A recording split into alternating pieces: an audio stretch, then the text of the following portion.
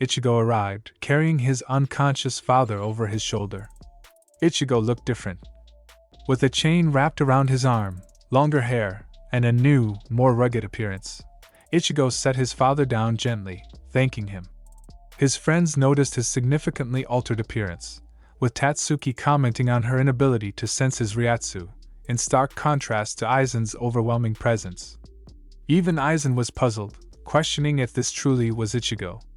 Ichigo, unfazed, requested to move the fight elsewhere, prompting Aizen to scoff, claiming only those who could fight him should make such proposals.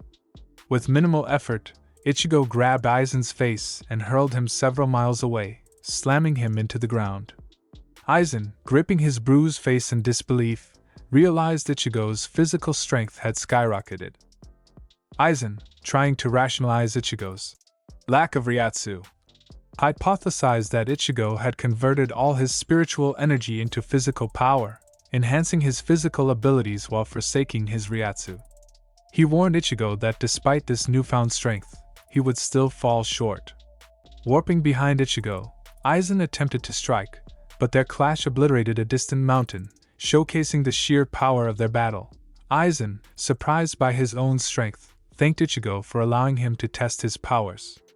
They began trading blows at incredible speeds, their clashes reshaping the landscape around them. Eventually, their Zanpakutos clashed, and Ichigo blocked Aizen's sword barehanded, shattering the ground beneath them. Aizen, trying to comprehend how Ichigo had surpassed him, grew frustrated. Ichigo calmly stated that something beyond Aizen's understanding had occurred. Determined to end Ichigo, Aizen unleashed a full incantation of Heido No. 90, Kurohitsuji, a spell capable of warping space-time itself. Ichigo allowed the spell to form around him, only to shatter it with a single swing of his arm. As the spell crumbled, Ichigo noted that Aizen had failed to notice his true strength. Ichigo, now fully in control, rushed towards Aizen and landed a decisive strike across his torso. Aizen staggered back, his wounds healing rapidly, but his confidence was visibly shaken. He taunts Ichigo, asking if he's pleased with stopping his sword, destroying his Kido, or injuring his body. Enraged, Aizen demands Ichigo abandon his human arrogance.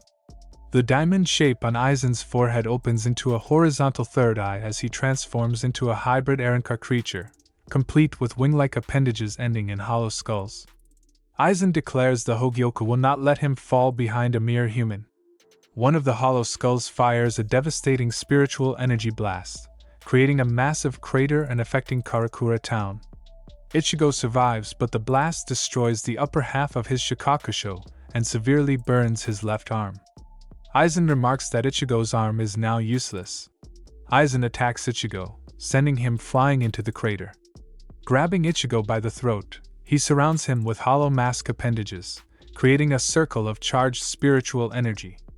Aizen mocks Ichigo, theorizing how he once transcended the barrier between Shinigami and Hollow, but has now lost his power.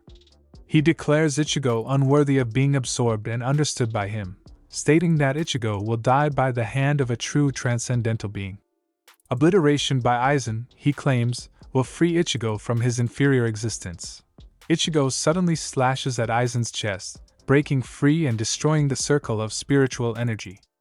Ichigo, fed up with Aizen's logic, tells him they should end this. He prepares to show Aizen the final getsuga tensho.